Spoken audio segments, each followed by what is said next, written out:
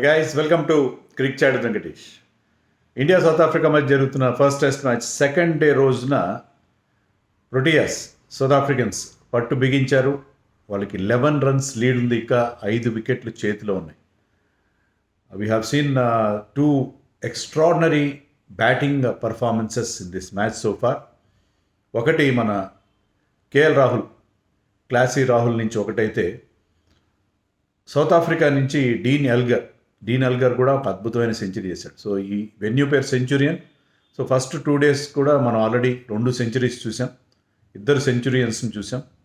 And particularly Rahul was very very impressive. అతను 8th test 100 and Elgar was no less impressive. అతను కూడా అద్భుతంగా ఆడడం అనేది మనం చూసాం. సో 11 రన్స్ లీడ్ ఉంది, 5 వికెట్లు వాళ్ళ చేతిలో ఉన్నాయి.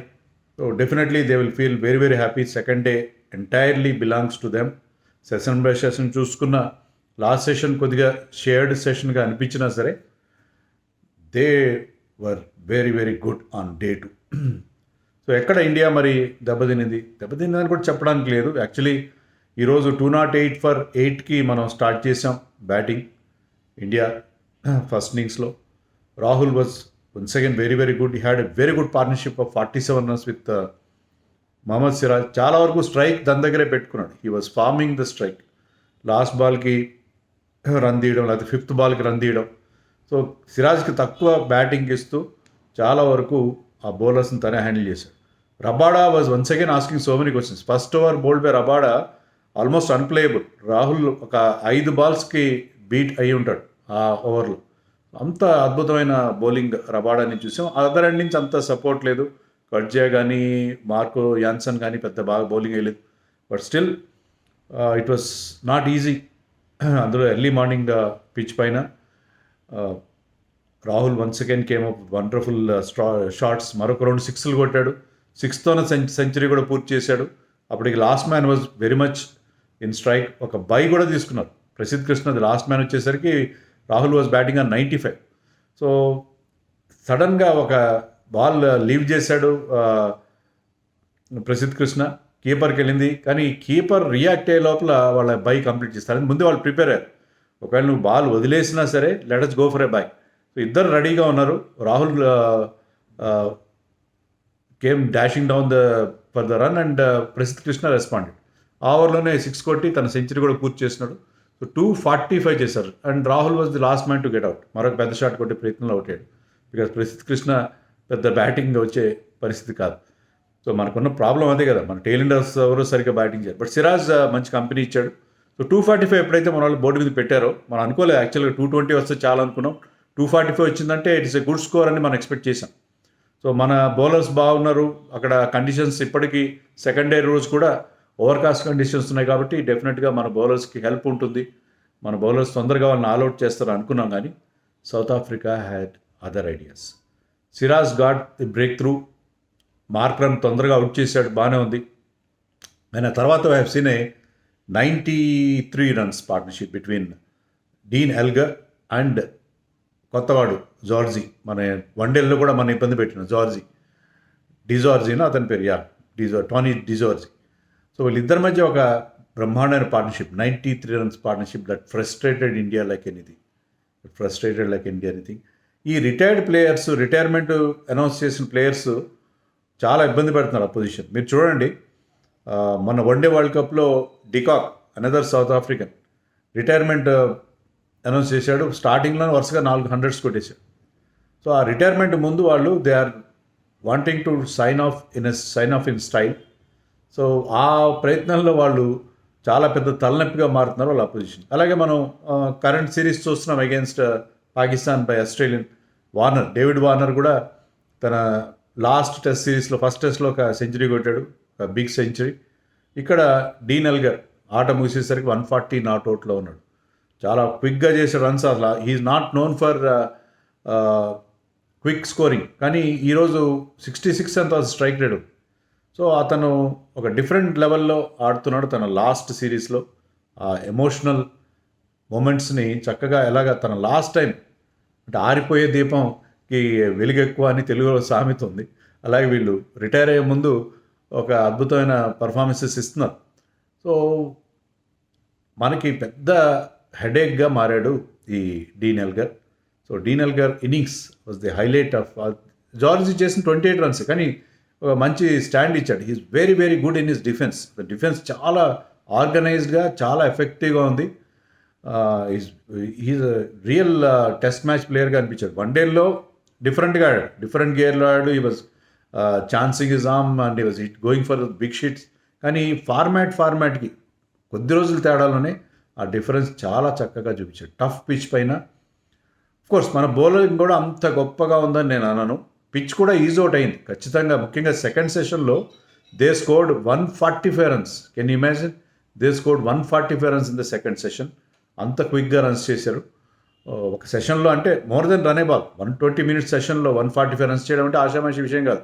And such a tough pitch. But pitch ముఖ్యంగా ఆఫ్టర్ లంచ్ చాలా ఈజ్ అవుట్ అయింది. 2 వికెట్లు వచ్చాయి మనకి.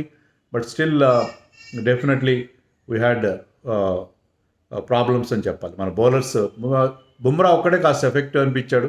Siraj was okay. బట్ జనరల్గా మనకి bowlers Prasidh Krishna first match ఆడుతున్నాడు. సో ప్రసిద్ధ్ కృష్ణ అంత ఎఫెక్టివ్గా అనిపించలేదు నాకైతే. ప్రసిద్ధ్ కృష్ణ కానీ even Shardul Thakur bowled well, but did not pickup any wickets. So డెఫినెట్గా మనకి రావాల్సిన బ్రేక్ త్రూస్ రాలేదు. Bowlers I don't blame the bowlers at all. ఎందుకంటే వాళ్ళు ఫుల్లర్ లెంత్ వేసే ప్రయత్నం చేశారు. బాల్ స్వింగ్ అవుతుంది కాబట్టి, సీమ్ అవుతుంది కాబట్టి ఫుల్లర్ లెంత్ వేసే ప్రయత్నం చేశారు. ఆ ఫుల్లర్ లెంత్లో కొంచెమైనా చిన్న మార్జిన్ ఆఫ్ ఎర్రర్ ఉన్న బౌండరీకి పంపించారు. సో అలా కాకుండా కొంచెం లెంత్ షార్టెన్ చేస్తుంటే బాగుండేదేమో. ఫైనల్ సెషన్లో అలా వేశారు, దానివల్ల మనకు కొంత రివార్డ్స్. ఫైనల్ సెషన్లో they were bowling a little bit shorter than the and didn't go totally full length వెళ్ళలేదు కాబట్టి మనకి కొంచెం బెటర్ సిచ్యుయేషన్ కనిపించింది. సో ఐ థింక్ ఇండియా డెఫినెట్గా బౌలింగ్ బాగానే చేశారు, బట్ అంత కండిషన్స్ మనకు అంత హెల్ప్ఫుల్గా లేవు. బుమ్రా గాట్ 2 వికెట్స్ వెంటనే కీగన్ పీటర్సన్ని అలాగే జార్జీని అతను అవుట్ చేశాడు. సో అక్కడ మనకి మళ్ళీ హోప్ కనిపించింది. బట్ కొత్త కుర్రాడు డేవిడ్ బెడింగ్హామ్, కొత్త అంటే అతను is 29 years old, 86 first class matches ఆడాడు. సో ఆ experience, rich experience of playing first class cricket అక్కడ కనిపించింది. సో అతను చాలా మంచి సపోర్ట్ ఇచ్చాడు. ఇద్దరు కలిసి 131 రన్స్ యాడ్ చేశారు, హీ అండ్ ఎల్గర్. ఆ పార్ట్నర్షిప్ మనని చాలా వరకు బ్యాక్ ఫుట్ మీదకి నెట్టింది. సో డిజార్జీ పార్ట్నర్షిప్ కొంత ఇబ్బంది పెట్టిన ఎప్పుడైతే వికెట్స్ పడ్డాయో, పీటర్సన్ లాంటి లాస్ట్ టైం మనం టెస్ట్ సిరీస్ ఆడినప్పుడు మ్యాన్ ఆఫ్ ది సిరీస్ అతను అంత ఫామ్లో లేడు. అతను తొందరగా బుమ్రా అవుట్ చేశాడు. బట్ ఆ ఆనందం ఎక్కువసేపు నిలబడలేదు.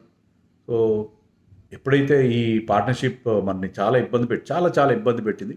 బట్ లాస్ట్ సెషన్లో Siraj got through his defence.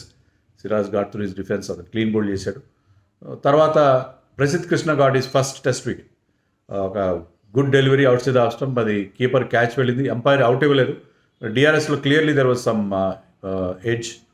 Feather edge ఉంది. సో ఇండియాకి చివరిలో 2 వికెట్లు వచ్చినాయి.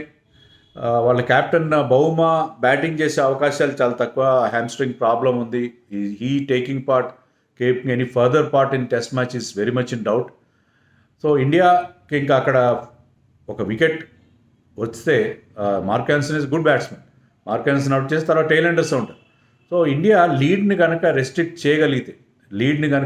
చేయగలిగితే మనకి డెఫినెట్గా ఇంకా హోప్స్ ఉంటాయి ఈ మ్యాచ్ని గెలవడానికి. మ్యాచ్లో రిజల్ట్ గ్యారంటీ వస్తుంది, వర్షం నుంచి ఎలాంటి ప్రమాదం ఉన్నా సరే. ఈరోజు కూడా పూర్తి ఆట జరగలేదు. మీరు అనొచ్చు, అదేంటి లైట్స్ వేసి ఆడుతున్నారు కదా, ఫ్లడ్ లైట్స్తో ఆడుతున్నారు కదా, అయినా బ్యాడ్ లైట్ వల్ల ఎందుకు అంపైర్స్ ఆపారు? దానికి ఒక క్లియర్ రీజన్ ఉంది. అదేంటంటే we're not playing this match with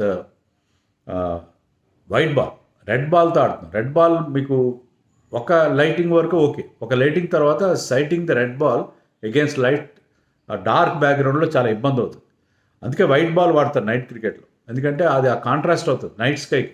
మీకు ముఖ్యంగా ఇక్కడ బ్యాట్స్మెన్ కంటే కూడా ఫీల్డర్స్కి ఎక్కువ డేంజర్ ఉంటుంది, ఇంజరీ డేంజర్ ఉంటుంది. ఫీల్డర్స్ ఒకసారి ఆ లైటింగ్ బాగా తగ్గిపోయినప్పుడు వాళ్ళకి ఆ బాల్ని సైడ్ చేయడం ఇబ్బంది అవుతుంది, రెడ్ బాల్. అందుకని ఫ్లడ్ లైట్స్తో ఆడినా సరే బ్యాడ్ లైట్ అనేది ప్రశ్న వస్తుంది. బ్యాడ్ లైట్ వల్ల ఆట ఆపేస్తారు.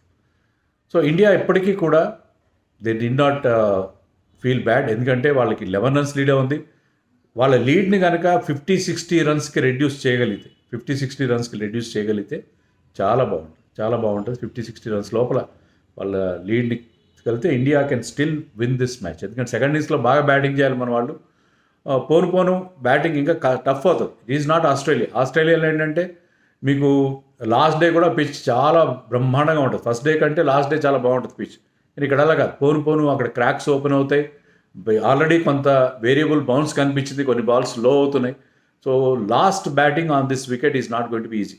సో ఇండియా కనుక సెకండ్ ఇన్నింగ్స్లో బాగా బ్యాటింగ్ చేసి ముందు ఆ first innings lead wipe out చేసి సెకండ్ ఇన్నింగ్స్లో డీసెంట్ స్కోర్ చేయగలిగితే 250+ టార్గెట్ కనుక సౌత్ ఆఫ్రికాకి ఇవ్వగలిగితే we can still make a match out of it. ఇప్పటికీ మన చేతిలో ఉంది ఈ మ్యాచ్ అని మనం అనుకోవాలి. సెకండ్ ఇన్నింగ్స్లో బాగా బ్యాటింగ్ చేయాలి.